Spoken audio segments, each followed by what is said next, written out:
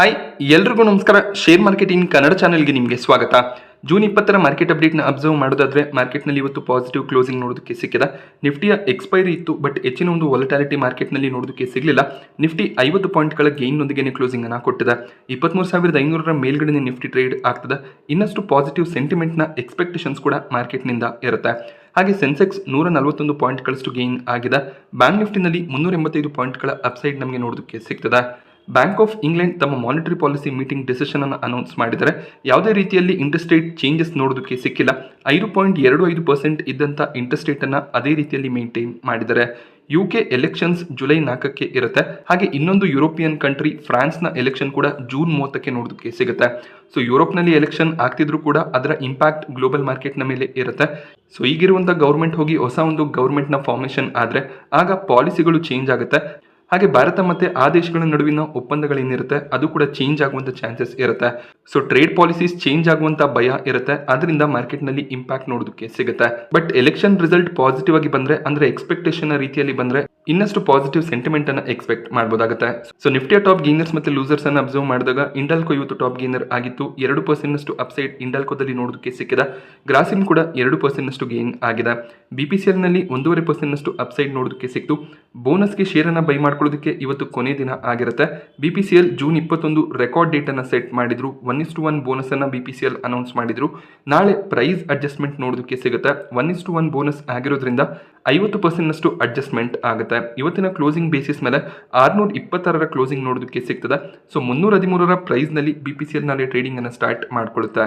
JSW ಸ್ಟೀಲ್ನಲ್ಲಿ ಕೂಡ 1.5% upside ನೋಡೋದಕ್ಕೆ ಸಿಕ್ತು. ಅದಾನಿ ಪೋರ್ಟ್ಸ್ ಕೂಡ 1.5% ಗೇನ್ ಆಗಿದೆ. ಟಾಪ್ ಲೂಸರ್ ಲಿಸ್ಟ್ನಲ್ಲಿ ಹೀರೋ ಮೋಟೋಕಾಪ್ ನೋಡೋದಕ್ಕೆ ಸಿಗ್ತದೆ. 2.5% ಕರೆಕ್ಷನ್ ಹೀರೋ ಮೋಟೋಕಾಪಲ್ಲಿ ನೋಡೋದಕ್ಕೆ ಸಿಕ್ತು. ಸನ್ಫಾರ್ಮಾ 2% ಹೆಚ್ಚಾಗಿ ಇವತ್ತು ಕರೆಕ್ಟ್ ಆಗಿದೆ. ಸನ್ಫಾರ್ಮಾಗೆ US FDA United state food and drug administrator ಕಡೆಯಿಂದ ವಾರ್ನಿಂಗ್ ಲೆಟರ್ ಸಿಕ್ಕಿದೆ. ಈ ರೀತಿಯ ವಾರ್ನಿಂಗ್ ಲೆಟರ್ ಯೂಶಲಿ ಅವರ ಯೂನಿಟ್ಗಳಲ್ಲಿ ಮ್ಯಾನುಫ್ಯಾಕ್ಚರಿಂಗ್ ಪ್ರಾಕ್ಟೀಸಸ್ಗಳನ್ನು ಫಾಲೋ ಮಾಡಿಲ್ಲ ಅಂದರೆ ಸಿಗುತ್ತೆ. US FDA ಕಡೆಯಿಂದ ಕೆಲವೊಂದಿಷ್ಟು ಗೈಡ್ಲೈನ್ಸ್ ಇರುತ್ತೆ. ಆ ಗೈಡ್ಲೈನ್ಸ್ನ ಪ್ರಕಾರನೇ ಮ್ಯಾನುಫ್ಯಾಕ್ಚರಿಂಗ್ ಮಾಡಬೇಕಾಗುತ್ತೆ. ಅದರಲ್ಲಿ ಏನಾದರೂ ಮಿಸ್ಟೇಕ್ಸ್ ಆದರೆ US FDA ಕಡೆಯಿಂದ ವಾರ್ನಿಂಗ್ ಲೆಟರ್ ಸಿಗುತ್ತೆ. ಈ ರೀತಿಯ ವಾರ್ನಿಂಗ್ ಲೆಟರ್ಸ್ ಬಂದಾಗ ಫಾರ್ಮಾ ಕಂಪನಿಗಳಲ್ಲಿ ಸ್ವಲ್ಪ ವೀಕ್ನೆಸ್ ನೋಡೋದಕ್ಕೆ ಸಿಗುತ್ತೆ. ಅದಾದಮೇಲೆ ಫಾರ್ಮಾ ಕಂಪನಿಗಳು ಕ್ಲಾರಿಫಿಕೇಶನ್ಸ್ಗಳನ್ನು ಕೊಡಬೇಕಾಗುತ್ತೆ. ಕ್ಲಾರಿಫಿಕೇಶನ್ಸ್ ಕೊಟ್ಟ ಮೇಲೆ ಮತ್ತೆ ಪಾಸಿಟಿವ್ ಸೆಂಟಿಮೆಂಟ್ ಸ್ಟಾಕ್ನಲ್ಲಿ ನೋಡೋದಕ್ಕೆ ಸಿಗುತ್ತೆ. M&M ಅಲ್ಲಿ ಕೂಡ 2%ಗೂ ಹೆಚ್ಚಿನ ಕರೆಕ್ಷನ್ ನೋಡೋದಕ್ಕೆ ಸಿಕ್ತು. ಆಲ್ ಟೈಮ್ ಹೈ ಹತ್ರ M&M ಟ್ರೇಡ್ ಆಗ್ತಿತ್ತು. ಹೈಯರ್ ಲೆವೆಲ್ನಿಂದ ಸ್ವಲ್ಪ ಪ್ರಾಫಿಟ್ ಬುಕಿಂಗ್ ಬರ್ತದೆ. NTPC ಮತ್ತು ವಿಪ್ರೋ ಕೂಡ 1%ಗೂ ಹೆಚ್ಚಾಗಿ ಇವತ್ತು ಕರೆಕ್ಟ್ ಆಗಿದೆ. ಇವತ್ತಿನ FII DII ಆಕ್ಟಿವಿಟಿಯನ್ನು ಅಬ್ಸರ್ವ್ ಮಾಡಿದಾಗ ಹೈಯರ್ ಲೆವೆಲ್ನಿಂದ DIIS ಕಡೆಯಿಂದ ಸ್ವಲ್ಪ ನೆಟ್ ಸೆಲ್ಲಿಂಗ್ ನೋಡೋದಕ್ಕೆ ಸಿಕ್ಕಿದೆ. 325 ಕೋಟಿ ಅಮೌಂಟ್ನ ನೆಟ್ ಸೆಲ್ಲಿಂಗ್ DIIS ಕಡೆಯಿಂದ ಬಂದಿದೆ. FIIs ಈಗಲೂ ಕೂಡ ನೆಟ್ ಬೈಯರ್ಸ್ ಆಗಿದ್ದಾರೆ. 415 ಕೋಟಿ ಅಮೌಂಟ್ನ ನೆಟ್ ಬೈಯಿಂಗ್ FIIs ಕಡೆಯಿಂದ ಬರ್ತಿದೆ. ಆಕ್ಸೆಂಚರ್ ತಮ್ಮ 2024ರ ಫಿನಾನ್ಷಿಯಲ್ ಇಯರ್ನ ಫೋರ್ಕಾಸ್ಟ್ ಅನ್ನು ಮಾಡಿದ್ದಾರೆ. ಅನಲಿಸ್ಟ್ಗಳ ಎಕ್ಸ್ಪೆಕ್ಟೇಷನ್ ಪ್ರಕಾರ 2024ರ ಫಿನಾನ್ಷಿಯಲ್ ಇಯರ್ನಲ್ಲಿ ಆಕ್ಸೆಂಚರ್ 1.6% ರೆವೆನ್ಯೂ ಗ್ರೋತ್ ಅನ್ನು ಡಿಕ್ಲೇರ್ ಮಾಡಬಹುದು ಅನ್ನೋದು ಒಂದು ಎಕ್ಸ್ಪೆಕ್ಟೇಷನ್ ಇತ್ತು. ಸೊ ಈ ಎಸ್ಟಿಮೇಷನ್ಸ್ಗಿಂತ ಒಳ್ಳೆ ಒಂದು ರೆವೆನ್ಯೂ ಗ್ರೋತ್ ಫೋರ್ಕಾಸ್ಟ್ ಆಕ್ಸೆಂಚರ್ನ ಕಡೆಯಿಂದ ಬಂದಿದೆ. 1.5ರಿಂದ 2.5% ರೆವೆನ್ಯೂ ಗ್ರೋತ್ ಆನ್ಯುವಲಿ ಆಗ್ಬೋದು ಅಂತ ಅವರು ಪ್ರೆಡಿಕ್ಟ್ ಮಾಡಿದ್ದಾರೆ. ಇದೆಲ್ಲ ಒಂದು ಕಡೆ ಇಂಡಿಯನ್ IT ಕಂಪನಿಗಳಿಗೆ ಕೂಡ ಪಾಸಿಟಿವ್ ಆಗುತ್ತೆ. ಮೇಜರ್ ಆಗಿ ಜನರೇಟಿವ್ AI ಸೆಗ್ಮೆಂಟ್ನಿಂದ ಹೆಚ್ಚಿನ ಒಂದು ಪ್ರಾಜೆಕ್ಟ್ಸ್ ಅನ್ನ IT ಕಂಪನಿಗಳು ಪಡ್ಕೊಳ್ಳುವಂಥ ಚಾನ್ಸಸ್ ಇದೆ. IT ಕಂಪನಿಗಳ ರಿಸಲ್ಟ್ ಜುಲೈ 2nd ವೀಕಿಂದ ಬರೋದಕ್ಕೆ ಸ್ಟಾರ್ಟ್ ಆಗುತ್ತೆ. ಸೊ ನೋಡಬೇಕಾಗುತ್ತೆ IT ಕಂಪನಿಗಳು ಯಾವ ರೀತಿಯ ರಿಸಲ್ಟ್ಸ್ ಅನ್ನು ಅನೌನ್ಸ್ ಮಾಡ್ತಾರೆ ಅಂತ. ವೇದಾಂತ 1000 ಕೋಟಿಯ ಫಂಡ್ ರೈಸಿಂಗ್ಗೆ ಅಪ್ರೂವಲ್ ಅನ್ನು ಕೊಟ್ಟಿದ್ದಾರೆ. ಬೋರ್ಡ್ನ ಕಡೆಯಿಂದ ಅಪ್ರೂವಲ್ ಸಿಕ್ಕಿದೆ. NCDs ನಾನ್ ಕನ್ವರ್ಟೇಬಲ್ ಡೆಬೆಂಚರ್ಸ್ ಅನ್ನ ಇಶ್ಯೂ ಮಾಡಿ 1000 ಕೋಟಿ ಫಂಡ್ ರೈಸಿಂಗ್ ಮಾಡುವಂಥ ಪ್ಲಾನ್ಸ್ ಇದೆ. ಇದು ಪ್ರೈವೇಟ್ ಪ್ಲೇಸ್ಮೆಂಟ್ ಆಗಿರುತ್ತೆ. ಸೊ ಇಲ್ಲಿ ರಿಟೇಲ್ ಇನ್ವೆಸ್ಟರ್ಸ್ಗಳು ಈ ಬಾಂಡ್ಸ್ಗಳನ್ನ ಪರ್ಚೇಸ್ ಮಾಡೋದಕ್ಕೆ ಸಾಧ್ಯ ಆಗೋದಿಲ್ಲ. ಸೊ ಈ ಒಂದು ನ್ಯೂಸ್ನಿಂದ ಸ್ಟಾಕ್ ಪ್ರೈಸ್ನಲ್ಲಿ ಒಳ್ಳೆ ಒಂದು ಜಂಪ್ ನೋಡೋದಕ್ಕೆ ಸಿಕ್ಕಿದೆ. 5% ವೇದಾಂತ ಗೇನ್ ಆಗಿದೆ. ಯಾವಾಗ ಕಂಪನಿ NCDಗಳನ್ನು ಇಶ್ಯೂ ಮಾಡಿ ಫಂಡ್ ರೈಸಿಂಗ್ ಅನ್ನು ಮಾಡ್ತಾರೆ ಆಗ ಅವರ ಡೆಟ್ ಕೂಡ ಇನ್ಕ್ರೀಸ್ ಆಗೋದು ಕಾಣಿಸುತ್ತೆ. ಡೆಟ್ ಇನ್ಕ್ರೀಸ್ ಆದಾಗ ಕ್ವಾರ್ಟರ್ಲಿ ಅವರೇನು ರಿಸಲ್ಟ್ಸ್ ಅನ್ನು ಅನೌನ್ಸ್ ಮಾಡ್ತಾರೆ ಅದರಲ್ಲಿ ನಮಗೆ ಇಂಟ್ರೆಸ್ಟ್ ಕಾಲಮ್ನಲ್ಲಿ ಇಂಟ್ರೆಸ್ಟ್ ಕೂಡ ಇನ್ಕ್ರೀಸ್ ಆಗೋದು ಕಾಣಿಸುತ್ತೆ. ವೇದಾಂತ 2024ರಲ್ಲಿ ಹೈಯೆಸ್ಟ್ ಇಂಟ್ರೆಸ್ಟ್ ಅನ್ನು ಪೇ ಮಾಡಿದರೆ ಅಂದರೆ ಅವರ ಡೆಟ್ ಕೂಡ ಇನ್ಕ್ರೀಸ್ ಆಗ್ತದೆ. ಸೊ ಡೆಟ್ ಇನ್ಕ್ರೀಸ್ ಆದಾಗ ಅದರ ಇಂಪ್ಯಾಕ್ಟ್ ನಮಗೆ ಪ್ರಾಫಿಟ್ ಬಿಫೋರ್ ಟ್ಯಾಕ್ಸ್ ಹಾಗೆ ನೆಟ್ ಪ್ರಾಫಿಟ್ನ ಮೇಲೆ ಬರುತ್ತೆ. KFC ಆಪರೇಟರ್ ಕಂಪನಿ ಸಫೈರ್ ಫುಡ್ನಲ್ಲಿ ಒಳ್ಳೆ ಒಂದು ಓಪನಿಂಗ್ ಬೆಳಿಗ್ಗೆ ನೋಡೋದಕ್ಕೆ ಸಿಕ್ಕಿತ್ತು. ಅದಾದ್ಮೇಲೆ ಒಂದು ಪ್ರಾಫಿಟ್ ಬುಕಿಂಗ್ ಬಂದಿದೆ. ಕಂಪನಿ ಸ್ಟಾಕ್ ಸ್ಪ್ಲಿಟ್ ಅನ್ನು ಅನೌನ್ಸ್ ಮಾಡಿದ್ದಾರೆ. ಸೊ 1:5 ರೇಷಿಯೋನಲ್ಲಿ ಸ್ಟಾಕ್ ಸ್ಪ್ಲಿಟ್ ಅನೌನ್ಸ್ ಆಗಿದೆ. ಈಗ ಸಫೈರ್ ಫುಡ್ನ ಫೇಸ್ ವ್ಯಾಲ್ಯೂ ₹10 ನೋಡೋದಕ್ಕೆ ಸಿಗುತ್ತೆ. ಈ ಒಂದು ಸ್ಟಾಕ್ ಸ್ಪ್ಲಿಟ್ನ ರೆಕಾರ್ಡ್ ಡೇಟ್ನ ದಿನದಂದು ಈ ಒಂದು ಫೇಸ್ ವ್ಯಾಲ್ಯೂ ಏನಿದೆ ಇದು 2ಕ್ಕೆ ಚೇಂಜ್ ಆಗುತ್ತೆ. ಅಂದರೆ ನಿಮ್ಮ ಹತ್ರ ಒಂದು ಸಫೈರ್ ಫುಡ್ನ ಶೇರ್ ಇದ್ರೆ ಅದರ ಬದಲಾಗಿ ನಿಮಗೆ 4 ಅಡಿಷನಲ್ ಶೇರ್ಸ್ ಕ್ರೆಡಿಟ್ ಆಗುತ್ತೆ. ಅಂದರೆ ಒಂದಿದ್ದಂಥ ಶೇರ್ 5 ಆಗುತ್ತೆ.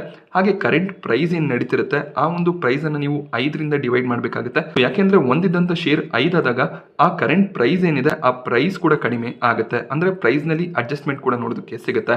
ಸೊ ಕಂಪನಿಯ AGM ದಿನನೇ ರೆಕಾರ್ಡ್ ಡೇಟ್ ಆಗಿರುತ್ತೆ. ಆ ಒಂದು ಡೇಟ್ ಅನ್ನು ಕೂಡ ಸದ್ಯದಲ್ಲೇ ಕಂಪನಿ ಅನೌನ್ಸ್ ಮಾಡ್ತಾರೆ. ಗೋಲ್ಡ್ಮನ್ ಸ್ಯಾಕ್ಸ್ ಟಾಟಾ ಟೆಕ್ನಾಲಜೀಸ್ ಅನ್ನ ಡೌನ್ ಗ್ರೇಡ್ ಮಾಡಿದರೆ, ಸೆಲ್ ಕಾಲ್ ಅನ್ನ ಕೊಟ್ಟಿದ್ದು 900 ಟಾರ್ಗೆಟ್ ಪ್ರೈಸ್ ಅನ್ನ ಕೊಡ್ತಾ ಇದ್ದಾರೆ. ಸೊ ಇದಕ್ಕೆ ರೀಸನ್ ವಿನ್ಫಾಸ್ಟ್ ಟಾಟಾ ಟೆಕ್ ನ ಕ್ಲೈಂಟ್ ಏನಿದ್ರು ಅವರ ಕಡೆಯಿಂದ ಆರ್ಡರ್ಸ್ ಗಳು ಕಡಿಮೆ ಆಗ್ಬೋದು, ರೆವೆನ್ಯೂ ಮೇಲೆ ಇಂಪ್ಯಾಕ್ಟ್ ಬರ್ಬೋದು ಅನ್ನೋದು ಗೋಲ್ಡ್ಮನ್ ಸ್ಯಾಕ್ಸ್ ನ ವ್ಯೂ ಆಗಿರುತ್ತೆ. ವಿನ್ಫಾಸ್ಟ್ ನ ಬಗ್ಗೆ ಆಲ್ರೆಡಿ IPO ಟೈಮ್ ನಲ್ಲಿ ಕೂಡ ನ್ಯೂಸ್ ನೋಡೋದಕ್ಕೆ ಸಿಕ್ಕಿತ್ತು. ವಿನ್ಫಾಸ್ಟ್ ನ ಸ್ಟಾಕ್ ಪ್ರೈಸ್ 90% ನಷ್ಟು ಕರೆಕ್ಟ್ ಆಗಿತ್ತು. ವಿನ್ಫಾಸ್ಟ್ ವಿಯೆಟ್ನಾಂ ನ ಕಂಪನಿ ಆಗಿರುತ್ತೆ, EV ಕಂಪನಿ. ಸೊ ಅವರ ಕಡೆಯಿಂದ ಟಾಟಾ ಟೆಕ್ಗೆ ಬಹಳಷ್ಟು ಆರ್ಡರ್ಗಳು ಸಿಗುತ್ತೆ, ರೆವೆನ್ಯೂ ಕೂಡ ಹೆಚ್ಚಾಗಿ ಜನರೇಟ್ ಆಗುತ್ತೆ. ಸೊ ವಿನ್ಫಾಸ್ಟ್ ನಲ್ಲಿ ಪ್ರಾಬ್ಲಮ್ಸ್ ನೋಡೋದಕ್ಕೆ ಸಿಗ್ತಿರೋದ್ರಿಂದ ಟಾಟಾ ಟೆಕ್ನಾಲಜೀಸ್ ನ ರೆವೆನ್ಯೂ ಮೇಲೆ ಕೂಡ ಇಂಪ್ಯಾಕ್ಟ್ ಬರ್ಬೋದು ಅನ್ನೋದು ಗೋಲ್ಡ್ಮನ್ ಸ್ಯಾಕ್ಸ್ ನ ವ್ಯೂ ಆಗಿರುತ್ತೆ. ಹಾಗೆ ನೀವು ಲಾಂಗ್ ಟರ್ಮ್ ಇನ್ವೆಸ್ಟರ್ ಆದ್ರೆ ಯಾವುದೇ ರೀತಿಯಲ್ಲಿ ಪ್ಯಾನಿಕ್ ಆಗಬೇಕಾಗಿಲ್ಲ. ಒಳ್ಳೆ ಒಂದು ಲೆವೆಲ್ ಅಲ್ಲಿ ಟಾಟಾ ಟೆಕ್ ಸಿಗುವಂತ ಚಾನ್ಸಸ್ ಇದೆ. ಆ ಲೆವೆಲ್ ನಲ್ಲಿ ಅಕ್ಯುಮುಲೇಷನ್ ಅನ್ನ ಮಾಡಬಹುದು ಅಂತ ಗೋಲ್ಡ್ಮನ್ ಸ್ಯಾಕ್ಸ್ ಹೇಳಿದ್ದಾರೆ. So 900 target price Tata Tech ನಲ್ಲಿ ಗೋಲ್ಡ್ಮನ್ ಸ್ಯಾಕ್ಸ್ ನ ಕಡೆಯಿಂದ ನೋಡೋದಕ್ಕೆ ಸಿಗ್ತದೆ. ಆ ಒಂದು ಪ್ರೈಸ್ ನಲ್ಲಿ ಸಿಕ್ಕಿದ್ರೆ ಖಂಡಿತವಾಗ್ಲೂ ನೀವು ಶೇರ್ಸ್ ಗಳನ್ನ ಬೈ ಮಾಡ್ಕೋಬಹುದಾಗುತ್ತೆ. ಹಾಗೆ IPO ಟೈಮ್ ನಿಂದ ನೀವು ಹೋಲ್ಡ್ ಮಾಡ್ತಿದ್ರೆ ಆವರೇಜಿಂಗು ಕೂಡ ಒಳ್ಳೆ ಒಂದು ಆಪರ್ಚುನಿಟಿ ಸಿಗುತ್ತೆ. ಬಟ್ ಈ ರೀತಿಯ ಟಾರ್ಗೆಟ್ ಡೌನ್ ಗ್ರೇಡ್ ನಿಂದ ಶೇರ್ಸ್ ಗಳನ್ನ ಸೆಲ್ ಮಾಡೋದಕ್ಕೆ ಹೋಗಬೇಡಿ. ಲಾಂಗ್ ಟರ್ಮ್ ನ ಪರ್ಸ್ಪೆಕ್ಟಿವ್ ಇದ್ರೆ ಖಂಡಿತವಾಗ್ಲೂ ಕಂಟಿನ್ಯೂ ಮಾಡಬಹುದಾಗುತ್ತೆ. KI ಇಂಡಸ್ಟ್ರೀಸ್ ನ ಲೇಬರ್ ಸ್ಟ್ರೈಕ್ ನಡೀತಿದೆ. ಇವರ ದಾದ್ರಾ ಅಂಡ್ ನಗರ್ ಹವೇಲಿಯ ಪ್ಲಾಂಟ್ ಏನಿದೆ ಅದರಲ್ಲಿ ಲೇಬರ್ ಸ್ಟ್ರೈಕ್ ಆಗ್ತದೆ. ಇದಕ್ಕೆ ಮೇಜರ್ ರೀಸನ್ ಸ್ಯಾಲರಿ ಇನ್ಕ್ರೀಸ್ ಆಗಿಲ್ಲ. ಲೇಬರ್ಗಳು ಹೆಚ್ಚಿನ ಒಂದು ವೇಜ್ ಅನ್ನ ಕೇಳ್ತಿದ್ದಾರೆ. KI ಇಂಡಸ್ಟ್ರೀಸ್ ವೇಜ್ ಕರೆಕ್ಷನ್ ಅನ್ನ ಮಾಡ್ತಿಲ್ಲ. ಆ ಒಂದು ರೀಸನ್ ಇಂದ ಲೇಬರ್ ಸ್ಟ್ರೈಕ್ ನಡೀತಿದೆ. ಈ ಲೇಬರ್ ಸ್ಟ್ರೈಕ್ ನಿಂದ ಪ್ರತಿದಿನ 8 ಕೋಟಿಯಷ್ಟು ಲಾಸ್ KI ಇಂಡಸ್ಟ್ರೀಸ್ಗೆ ಆಗುತ್ತೆ. ಈ ಒಂದು ನ್ಯೂಸ್ ನಿಂದ ಸ್ಟಾಕ್ ಪ್ರೈಸ್ ನಲ್ಲಿ ಇವತ್ತು ಸ್ವಲ್ಪ ವೀಕ್ನೆಸ್ ನೋಡೋದಕ್ಕೆ ಸಿಕ್ಕಿತ್ತು. ಬಟ್ 3 ಗಂಟೆಯ ನಂತರ ಸಡನ್ ಆಗಿ ಸ್ಟಾಕ್ ಪ್ರೈಸ್ ನಲ್ಲಿ ಒಂದು ಜಂಪ್ ನೋಡೋದಕ್ಕೆ ಸಿಕ್ಕಿದೆ. KEI ಇಂಡಸ್ಟ್ರೀಸ್ ಒಂದು ಸ್ಮಾಲ್ ಕ್ಯಾಪ್ ಕಂಪನಿ ಆಗಿದ್ದು ಮಲ್ಟಿ ಬ್ಯಾಗರ್ ರಿಟರ್ನ್ಸ್ ಅನ್ನ ಜನರೇಟ್ ಮಾಡಿ ಕೊಟ್ಟಿದೆ. ಸೊ ಒಳ್ಳೆ ಒಂದು ಆರ್ಡರ್ ಬುಕ್ ಅನ್ನ KEI ಇಂಡಸ್ಟ್ರೀಸ್ ಹೊಂದಿದ್ದಾರೆ. ಕೇಬಲ್ ರಿಲೇಟೆಡ್ ಕಂಪನಿ ಆಗಿರುತ್ತೆ. ಒಳ್ಳೆ ಒಂದು ಪ್ರಾಫಿಟ್ಸ್ ಅನ್ನ ಕೂಡ ಜನರೇಟ್ ಮಾಡ್ತಿದ್ದಾರೆ. ಸೊ ಈ ಸಂದರ್ಭದಲ್ಲಿ ಇವರು ಎಂಪ್ಲಾಯೀಸ್ಗಳಿಗೆ ಅಥವಾ ಲೇಬರ್ಸ್ಗಳಿಗೆ ಸ್ಯಾಲರಿ ಹೈಕನ್ನು ಮಾಡ್ಬೋದಾಗುತ್ತೆ. ಕಂಪನಿ ಪರ್ಫಾರ್ಮೆನ್ಸ್ ಚೆನ್ನಾಗಿಲ್ಲ ಅಂದರೆ ಆಗ ಅರ್ಥ ಮಾಡ್ಕೋಬೋದು. ಬಟ್ ಕಂಪನಿ ಒಳ್ಳೆ ಒಂದು ಪರ್ಫಾರ್ಮೆನ್ಸನ್ನು ಕೊಡ್ತಿರುವಂಥ ಸಂದರ್ಭದಲ್ಲಿ ಲೇಬರ್ಗಳಿಗೆ ಇವರು ಸ್ಯಾಲರಿ ಅಥವಾ ವೇಜ್ ಇನ್ಕ್ರೀಸನ್ನು ಮಾಡಬೇಕಾಗುತ್ತೆ. ಈ ಡೆವಲಪರ್ಸ್ ಇಂಜಿನಿಯರ್ನ 2ನೇ ದಿನದ ಸಬ್ಸ್ಕ್ರಿಪ್ಷನ್ ಎಂಡ್ ಆಗಿದೆ. QIB ಕ್ಯಾಟಗರಿ ಇನ್ನೂ ಕೂಡ 0.2 ಟೈಮ್ ಮಾತ್ರ ಸಬ್ಸ್ಕ್ರೈಬ್ ಆಗಿದೆ. ಬಟ್ NII ಕ್ಯಾಟಗರಿ ರಿಟೇಲ್ ಕ್ಯಾಟಗರಿಯಲ್ಲಿ ಒಳ್ಳೆ ಒಂದು ಸಬ್ಸ್ಕ್ರಿಪ್ಷನ್ ನೋಡೋದಕ್ಕೆ ಸಿಗ್ತದೆ. NII ಕ್ಯಾಟಗರಿಯಲ್ಲಿ 22 ಟೈಮ್ನ ಸಬ್ಸ್ಕ್ರಿಪ್ಷನ್ ನೋಡೋದಕ್ಕೆ ಸಿಕ್ಕಿದೆ. ರಿಟೇಲ್ ಕ್ಯಾಟಗರಿ 8.5 ಟೈಮ್ಗೂ ಹೆಚ್ಚಾಗಿ ಸಬ್ಸ್ಕ್ರೈಬ್ ಆಗಿದೆ. ಟೋಟಲ್ ಆಗಿ ಇಶ್ಯೂ 10 ಟೈಮ್ನಷ್ಟು ಸಬ್ಸ್ಕ್ರೈಬ್ ಆಗ್ತಿರೋದು ಕಾಣಿಸ್ತಿದೆ. ಜೂನ್ 21 ಈ ಒಂದು IPO ನಲ್ಲಿ ಸಬ್ಸ್ಕ್ರೈಬ್ ಮಾಡೋದಕ್ಕೆ ಕೊನೆ ದಿನ ಆಗಿರುತ್ತೆ. ಜೂನ್ 21 ಈ IPO ನಲ್ಲಿ ಸಬ್ಸ್ಕ್ರೈಬ್ ಮಾಡೋದಕ್ಕೆ ಕೊನೆ ದಿನ ಆಗಿರುತ್ತೆ. ಗ್ರೇ ಮಾರ್ಕೆಟ್ ಪ್ರೀಮಿಯಂ ₹100 ಅರೌಂಡ್ ಅಲ್ಲಿ ನೋಡೋದಕ್ಕೆ ಸಿಗ್ತದೆ. ಸೊ 50% ನಷ್ಟು ಲಿಸ್ಟಿಂಗ್ ಗೇನ್ ನ ಎಕ್ಸ್ಪೆಕ್ಟೇಷನ್ ಇವತ್ತು ನೋಡೋದಕ್ಕೆ ಸಿಗ್ತದೆ. ಖಂಡಿತವಾಗ್ಲೂ ಲಿಸ್ಟಿಂಗ್ ಗೇನ್ಗಳಿಗೋಸ್ಕರ ಅಪ್ಲಿಕೇಶನ್ ಅನ್ನ ಹಾಕಬಹುದಾಗುತ್ತೆ. ಆಸಾನ್ ಲೋನ್ನ 2ನೇ ದಿನದ ಸಬ್ಸ್ಕ್ರಿಪ್ಷನ್ ಎಂಡ್ ಆಗಿದೆ. ಇಲ್ಲೂ ಕೂಡ ಅಷ್ಟೇ QIB ಕ್ಯಾಟಗರಿಯಲ್ಲಿ ಹೆಚ್ಚಿನ ಒಂದು ಸಬ್ಸ್ಕ್ರಿಪ್ಷನ್ ಬಂದಿಲ್ಲ. ಬಟ್ NII ಮತ್ತು ರಿಟೇಲ್ ಕ್ಯಾಟಗರಿಯಲ್ಲಿ ಒಳ್ಳೆ ಒಂದು ಸಬ್ಸ್ಕ್ರಿಪ್ಷನ್ ಬರ್ತಿರೋದು ಕಾಣಿಸ್ತಿದೆ. ಎಂಪ್ಲಾಯ್ ಕ್ಯಾಟಗರಿ ಕೂಡ ಕೇವಲ 1.5 ಟೈಮ್ನಷ್ಟು ಮಾತ್ರ ಸಬ್ಸ್ಕ್ರೈಬ್ ಆಗಿದೆ. ಸೊ ಎಂಪ್ಲಾಯೀಸ್ ಇಲ್ಲಿ ಹೆಚ್ಚಿನ ಒಂದು ಟ್ರಸ್ಟ್ ಅನ್ನ ಕಂಪನಿಯ ಮೇಲೆ ತೋರಿಸ್ತಿಲ್ಲ. ಯೂಶಲಿ ಎಂಪ್ಲಾಯೀಸ್ಗಳಿಗೆ ಕಡಿಮೆ ಶೇರ್ಸ್ ಅಲಾಟ್ ಆಗಿರುತ್ತೆ. ಎಂಪ್ಲಾಯ್ ಕ್ಯಾಟಗರಿಯಲ್ಲಿ ಒಳ್ಳೆ ಒಂದು ಸಬ್ಸ್ಕ್ರಿಪ್ಷನ್ ಎಕ್ಸ್ಪೆಕ್ಟೇಷನ್ ಇರುತ್ತೆ. ಸೊ ಈ ಒಂದು IPOಗೂ ಕೂಡ ನಾಳೆ ಕೊನೆ ದಿನ ಆಗಿರುತ್ತೆ. ₹48 ಪ್ರೀಮಿಯಂ ನೋಡೋದಕ್ಕೆ ಸಿಗ್ತದೆ. 40% ನಷ್ಟು ಲಿಸ್ಟಿಂಗ್ ಗೇನ್ ಎಕ್ಸ್ಪೆಕ್ಟೇಷನ್ ಇರುತ್ತೆ. ಸೊ ಈ ಒಂದು IPO ನಲ್ಲಿ ರಿಸ್ಕ್ ತಗೋತೀರಾ ಅಂದ್ರೆ ಇನ್ವೆಸ್ಟ್ಮೆಂಟ್ ಅನ್ನ ಮಾಡಬಹುದಾಗುತ್ತೆ. ಬಟ್ ಅಲಾಟ್ಮೆಂಟ್ ನ ಚಾನ್ಸಸ್ ಕಡಿಮೆನೇ ಕಾಣಿಸ್ತಿದೆ. ಪ್ರೀಮಿಯಂ ಇದೇ ರೀತಿಯಲ್ಲಿ ಇದ್ರೆ ರಿಟೇಲ್ ಕ್ಯಾಟಗರಿಯಲ್ಲಿ 30 ಟೈಮ್ ವರೆಗೂ ಸಬ್ಸ್ಕ್ರಿಪ್ಷನ್ ಬರುವಂತ ಚಾನ್ಸಸ್ ಇರುತ್ತೆ. ಸ್ಟ್ಯಾನ್ಲಿ ಲೈಫ್ ಸ್ಟೈಲ್ ನ IPO ನಾಳೆ ಸಬ್ಸ್ಕ್ರಿಪ್ಷನ್ಗೆ ಓಪನ್ ಆಗ್ತದೆ. ಈ ಒಂದು IPO ನಲ್ಲಿ ಕೂಡ 45% ಲಿಸ್ಟಿಂಗ್ ಗೇನ್ ಎಕ್ಸ್ಪೆಕ್ಟೇಷನ್ ಇರುತ್ತೆ. ಸೊ 3 IPOಗಳ ಡೀಟೇಲ್ ವಿಡಿಯೋನ ಮಾಡಿದ್ದೀನಿ. ವಿಡಿಯೋ ಲಿಂಕ್ಸ್ ನಿಮಗೆ ಡಿಸ್ಕ್ರಿಪ್ಷನ್ ಬಾಕ್ಸ್ ಅಲ್ಲಿ ಸಿಗುತ್ತಾ. ಹಾಗೆ ಇಕ್ಸಿಗೋ ಸ್ಟಾಕ್ ಪ್ರೈಸ್ ನಲ್ಲಿ ಒಳ್ಳೆ ಒಂದು ಓಪನಿಂಗ್ ನಮಗೆ ಲಿಸ್ಟಿಂಗ್ ದಿನ ನೋಡೋದಕ್ಕೆ ಸಿಕ್ಕಿತ್ತು. ಸ್ಟಾಕ್ 40-50% ರನ್ ಆಗಿತ್ತು. ಬಟ್ ಇವತ್ತು ವೀಕ್ನೆಸ್ ನೋಡೋದಕ್ಕೆ ಸಿಗ್ತದೆ. ಹೈಯರ್ ಲೆವೆಲ್ ನಲ್ಲಿ ಪ್ರಾಫಿಟ್ ಬುಕಿಂಗ್ ಬಂದಿದೆ. ವ್ಯಾಲ್ಯೂಷನ್ ತುಂಬಾನೇ ಎಕ್ಸ್ಪೆನ್ಸಿವ್ ಆಗಿತ್ತು. ಆದ್ರಿಂದ ಹೈಯರ್ ಲೆವೆಲ್ ನಲ್ಲಿ ಪ್ರಾಫಿಟ್ ಬುಕಿಂಗ್ ಬರ್ತಿದೆ. ಓಲಾ ಎಲೆಕ್ಟ್ರಿಕ್ ಮತ್ತೆ ಆಮ್ಕ್ಯೂರ್ ಫಾರ್ಮಾ ಸೆಬಿಗೆ ಡ್ರಾಫ್ಟ್ ಪೇಪರ್ಸ್ ಅನ್ನು ಸಬ್ಮಿಟ್ ಮಾಡಿದ್ರು. IPO ತರುವಂತ ಪ್ಲಾನ್ಸ್ ಅನ್ನು ಹೊಂದಿದ್ರು. 2 ಕಂಪನಿಗಳಿಗೆ ಈಗ IPO ತರೋದಕ್ಕೆ ಅಪ್ರೂವಲ್ ಸಿಕ್ಕಿದೆ. ಓಲಾ ಎಲೆಕ್ಟ್ರಿಕ್ನ ಕಡೆಯಿಂದ 5,500 ಕೋಟಿಯ IPO ಬರುವಂತ ಚಾನ್ಸಸ್ ಇದೆ. ಹಾಗೆ ಆಮ್ಕ್ಯೂರ್ ಫಾರ್ಮಾ 800 ಕೋಟಿಯ ಫ್ರೆಶ್ ಇಶ್ಯೂ ಅನ್ನು ಅನೌನ್ಸ್ ಮಾಡಿದ್ದಾರೆ. ಇದರ ಜೊತೆಯಲ್ಲಿ OFS ಕೂಡ ಇರುತ್ತೆ. ಸೊ 3,000 ಕೋಟಿ ಅರೌಂಡ್ ಅಲ್ಲಿ ಆಮ್ಕ್ಯೂರ್ ಫಾರ್ಮಾದ IPO ಸೈಜ್ ಕೂಡ ನೋಡೋದಕ್ಕೆ ಸಿಗ್ಬೋದು. ಈ 2 IPOಗಳು ಕೂಡ ತುಂಬಾನೇ ಎಕ್ಸ್ಪೆಕ್ಟೇಷನ್ ಹೊಂದಿರುವಂತ IPOs ಆಗಿರುತ್ತೆ. ಹಾಗೆ ಅನ್ಲಿಸ್ಟೆಡ್ ಮಾರ್ಕೆಟ್ನಲ್ಲಿ ಒಳ್ಳೆ ಒಂದು ಪ್ರೀಮಿಯಂ ಅನ್ನು ಕೂಡ ಕಮಾಂಡ್ ಮಾಡುವಂತ ಚಾನ್ಸಸ್ ಇರುತ್ತೆ. ಸೊ ಎರಡು ಕಂಪನಿಗಳು ಅನ್ಲಿಸ್ಟೆಡ್ ಮಾರ್ಕೆಟ್ನಲ್ಲಿ ಟ್ರೇಡ್ ಆಗ್ತದೆ. ಅನ್ಲಿಸ್ಟೆಡ್ ಕಂಪನಿಗಳಲ್ಲಿ ಯಾವ ರೀತಿಯಲ್ಲಿ ಇನ್ವೆಸ್ಟ್ ಮಾಡೋದು ಅನ್ನೋದನ್ನ ನಿಮಗೆ ತಿಳಿಸ್ಕೊಡ್ತೀನಿ ಅಂತ ಹೇಳಿದ್ದೆ. ಸೊ ಆ ಒಂದು ವಿಡಿಯೋನ ಈ IPO ಬರೋದಕ್ಕೂ ಮುಂಚೆನೆ ನಾನು ಮಾಡ್ತೀನಿ. ಅದರಿಂದ ನೀವು ಇಂಟ್ರೆಸ್ಟೆಡ್ ಇದ್ರೆ ಅನ್ಲಿಸ್ಟೆಡ್ ಕಂಪನಿಗಳಲ್ಲಿ ಕೂಡ ಇನ್ವೆಸ್ಟ್ಮೆಂಟ್ ಅನ್ನ ಮಾಡಬಹುದಾಗುತ್ತೆ. ಹಾಗೆ IPO ಲಿಸ್ಟ್ ಆಗುವಾಗ ಅದರ ಒಂದು ಅಡ್ವಾಂಟೇಜ್ ಅನ್ನ ತಗೋಬಹುದಾಗುತ್ತೆ. ನಾನಿವತ್ತು ನಿಮಗೆ ಮಾರ್ಕೆಟ್ನ ಬಗ್ಗೆ ಕೊಟ್ಟಂಥ ಇನ್ಫಾರ್ಮೇಷನ್ ಇಷ್ಟ ಆದರೆ ವಿಡಿಯೋನ ಲೈಕ್ ಮಾಡಿ.